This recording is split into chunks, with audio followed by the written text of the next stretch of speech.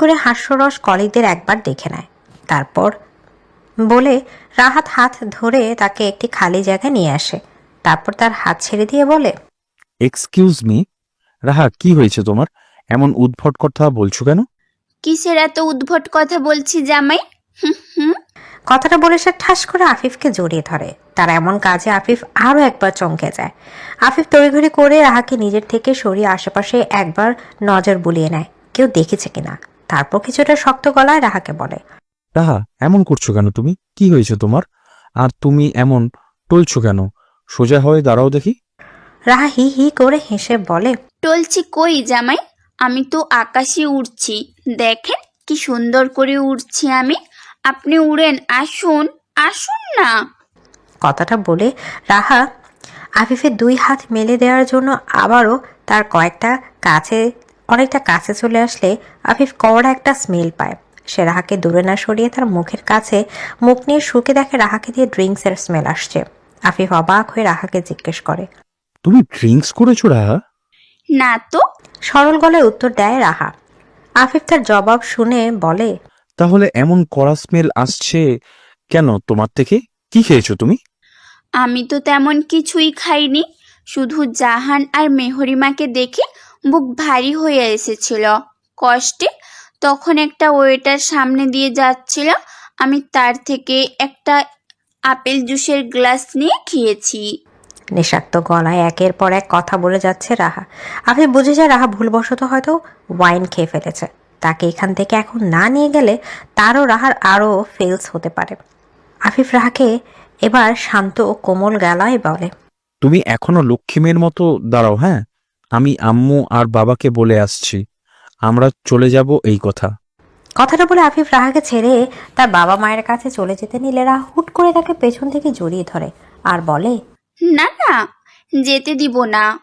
আরে বাবা, 1 মিনিটের ব্যাপার, আমি যাব আর আসবো। দেখো তোমার শরীর খারাপ করবে পরে আরো। ছাড়ো আমায় রাহা।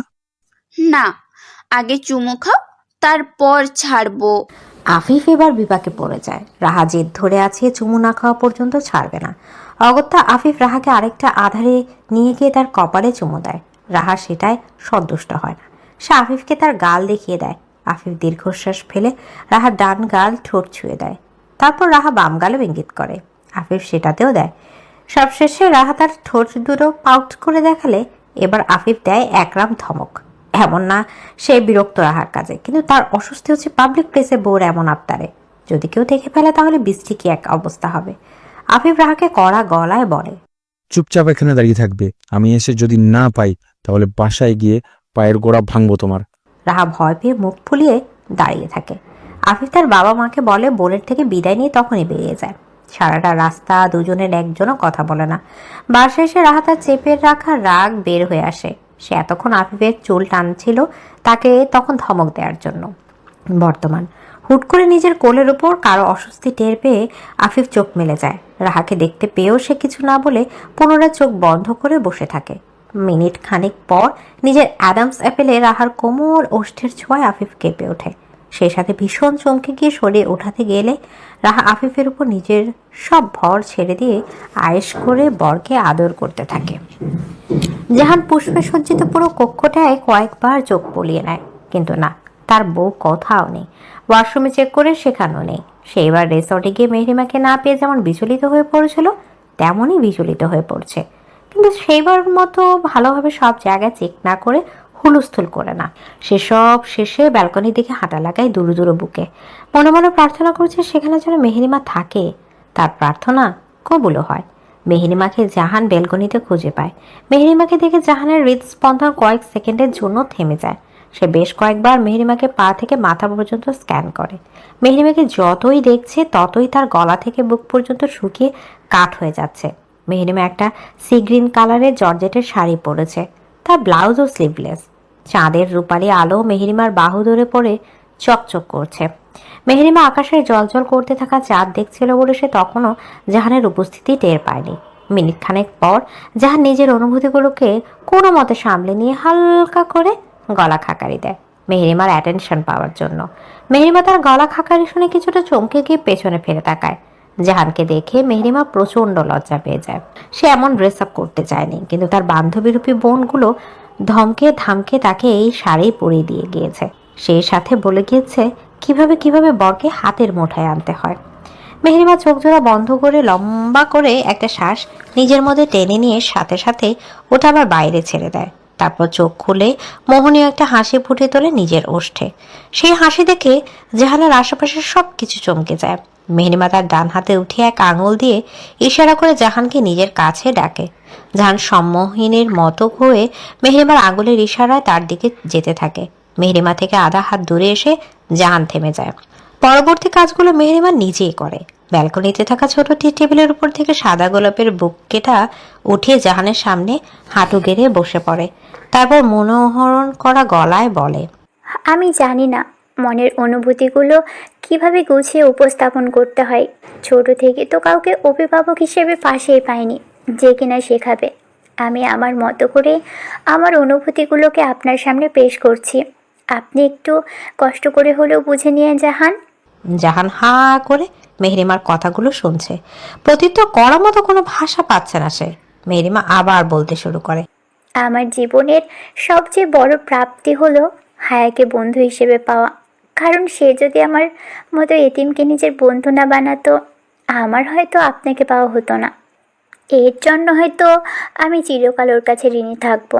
প্রথম আপনাকে যেদিন ভার্সিটিতে দেখেছিলাম, সত্যি বলতে আমিও কয়েক মুহূর্তের জন্য থমকে গিয়েছিলাম। একজন ছেলে একজন মেয়ে অন্য পুরুষের দৃষ্টি পড়ে ফেলতে পারে, আমিও পেরেছিলাম, কিন্তু তা নিছকই সহানুভূতি ভেবে ইগনোর করেছিলাম। দিনকে দিন আমার প্রতি করা আপনার পাগলামিগুলোকে আমি না চাইতেও মন দিয়ে ফেলেছিলাম। মন চাইতো আপনার সাথে আমিও ভালোবাসার পাগলামিতে মেতে উঠি, কিন্তু দিন শেষে একটা কথা ভেবে নিজেকে সামলে রাখতাম যে আমি এতিম। কথাগুলো বলতে বলতে মেহরিমার গলা ধরে আসছে। সে একটা ঢোক গিলে বলে, আমার সাথে আপনার বৈসাদৃশ্য আকাশচুম্বী, যার কারণে বারংবার আপনাকে ফিরিয়ে দিতাম। আপনাকে ফিরিয়ে দিয়ে যে আমি ভালো থাকতাম তা না, কিন্তু আমার নীরব আর্তনাদগুলোর সাক্ষী আমার বালিশ ও সেজদার জায়গাটা। একসময় সব কিছু ভুলে আপনার ভালোবাসার এতটাই আসক্ত হয়ে পড়েছিলাম যে ঠিক করেছিলাম আর অপেক্ষা করাবো না আপনাকে। আপনারও অধিকার আছে ভালোবাসা পাওয়ার। কিন্তু তখনই রাহাত আঙ্কেলের কথাগুলো আমার আবারও মনে করিয়ে দিল আমি কে, কি আমার পরিচয় এই সমাজে। তাই তো বোকার মতো আপনার পবিত্র ভালোবাসাকে পায়ে ঠেলে হারিয়ে গিয়েছিলাম। জানেন জাহান, চট্টগ্রামে যাওয়ার পর আমি প্রতিটা সেজদায় দোয়া করতাম। প্রথমটা হলো আপনি যেন পৃথিবীর সবচাইতে বেশি সুখী মানুষটি হন। দ্বিতীয়টি হলো আমার মৃত্যু। হ্যাঁ, নিজের মৃত্যু চাইতাম আমি, কারণ আমি তখন হাঁপিয়ে উঠেছিলাম ভালোবাসা না পেতে পেতে। তারপর যখন আমি আবারও আমায় খুঁজে বের করলেন আর নিজের অর্ধাঙ্গিনীর স্বীকৃতি দিলেন, বিশ্বাস করবেন না, সেদিনের মতো খুশি আমি আমার 22 বছরের জীবনে কখনো হইনি। এত কথা শেষ কথা একটাই বলতে চাই, আমি আপনাকে অনেক ভালোবাসি জাহান। হয়তো আপনার মতো অতটা প্রখর না, কিন্তু কাউকে যতটা ভালোবাসা যায় তার সবটা দিয়ে আপনাকে ভালোবাসি। প্লিজ আর আমার থেকে মুখ ফিরিয়ে রাখবেন না। আমায় আবার আপনার ভালোবাসার চাদরে মুড়িয়ে নিন। আপনার ভালোবাসা ছাড়া নিজেকে প্রাণহীন দেহ বলে মনে হয়েছে। এই জন্মদুঃখী অভাগীর একটা ব্যক্তিগত মানুষের বড্ড অভাব, আর আপনি ছাড়া এই অভাব আর কেউ পূরণ করতে পারবে না। কথাগুলো বলতে বলতে মেহরিমা চোখ দিয়ে অশ্রু গড়িয়ে পড়তে থাকে। জাহানের চোখে অশ্রুতে আনাগোনা দেখা যায়, কিন্তু ঠোঁটের কোণে বন মাতানো হাসি ফুটে ওঠে। মেহরিমা অধীর আগ্রহে অপেক্ষা করছে জাহানের উত্তর শোনার জন্য, কিন্তু হঠাৎই জাহান মেহরিমার মনটাকে ভেঙে দিয়ে কোনো উত্তর না দিয়ে রুমে চলে যায়। জায়ান রুমে ঢুকে একটু থতমত খেয়ে যায়, কারণ রুমটা আধারে ঢেকে রয়েছে। জানালার থাই গ্লাসগুলো লাগিয়ে তাতে পর্দা মেলে দেওয়ার বাহির থেকে কোনো আলো রুমে প্রবেশ করছে না, যার কারণে রুমটা খুটখুটে অন্ধকার হয়ে আছে। সে একটা হতাশা মিশ্রিত শ্বাস ফেলে পকেট থেকে ফোনটা বের করে ফ্ল্যাশ লাইট জ্বালিয়ে রুমের লাইটের সুইচের কাছে যায়। সেকেন্ডের ব্যবধানে রুমটা আলোয় পরিপূর্ণ করে তোলে সে। লাইট জ্বালিয়ে পেছনে ফিরে জায়ান বড়সড় একটা ঝটকা খায়। সে দেখতে পায় তার আদর যত্নে বড় করে তোলা বউ তারই বাসর পণ্ড করে দিয়ে হাত পা ছড়িয়ে ছিটিয়ে ঘুমাচ্ছে। পার্টিতে পরা শাড়িখানা খুলে হ্যালো কিটির লেডিস টি শার্ট ও ট্রাউজার পরেছে। বেচারা জাইন বড্ড আহত হয়। কোথায় সে ভেবেছিল তার বউটা ফুলে সজ্জিত বিছানায় এক হাত লম্বা ঘুমটা টেনে বসে বসে তার অপেক্ষা করবে। জাইন রুমে এসে তার পাশে বসে আস্তে করে ঘুমটাটা তুলে তার চাঁদ মুখখানা দেখবে। কিছু প্রেমময় উক্তি দ্বারা প্রেয়সী কপলে লজ্জার লালিমা রাঙিয়ে দিবে। বয়সে মোহনীয় রূপ দেখে জাইন আবারও পাগল হয়ে পুনরায় তাকে নিজের ভালোবাসার চাদরে মুড়িয়ে নেবে। কিন্তু কোথায় কি, বউ তো তার মাথায় বাড়ি মারার নামান্তর কাজ করে বসে আছে। এমন না তার আজই প্রথম কাছে আসবে। কিন্তু ভাই, বাসরটা তো তারও আজ প্রথম হবে। তাদের বিয়ের দিন বড় ভাই সেই করুণ অবস্থা থেকে জাইন বা আদিবা কারোর মনের অবস্থা ভালো ছিল না, যার কারণ বাসর রাতে কিছুই হয়নি। ফ্রেশ হয়ে দুজনে ঘুমিয়ে পড়ছিল, কিন্তু তাই বলে আজও এমনটা হবে? হঠাৎই জাইনের মাথায় ক্রোধ চেপে বসে। না, সে কিছুতেই এটা সহ্য করবে না। সে পুরো বেশি পাওয়ারের লাইট নিভিয়ে দিয়ে ড্রিম লাইট জ্বালিয়ে বেড়ে উঠে পড়ে। আদিবার পাশে আদর্শ হয়ে তার মাথায় আলতো করে হাত বুলিয়ে দিতে দিতে বলে, আদিবা, এই বউ ওঠো, ওঠো বলছি। এমনিতে তো কত রাত হয়ে যায়, ঘুমাস না, কিন্তু আজ 12টা বাজতে না বাজতেই ঘুমিয়ে পড়লি যে।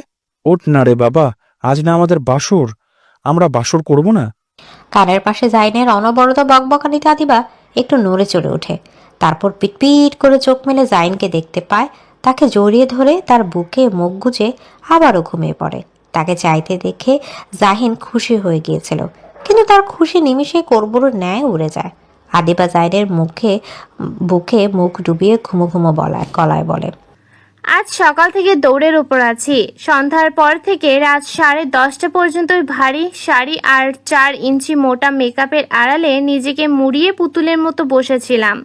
তারপরও জিজ্ঞেস করছো কেন ঘুমিয়ে গেলাম এত তাড়াতাড়ি? কি নিষ্ঠুর তুমি জাইন। আদিবার কথাগুলো শুনে জাইনের মায়া হয়। সে শুধু নিজের কথাই ভাবছিল, অথচ তার ভালোবাসার মানুষটির কথা একটুও ভাবল না।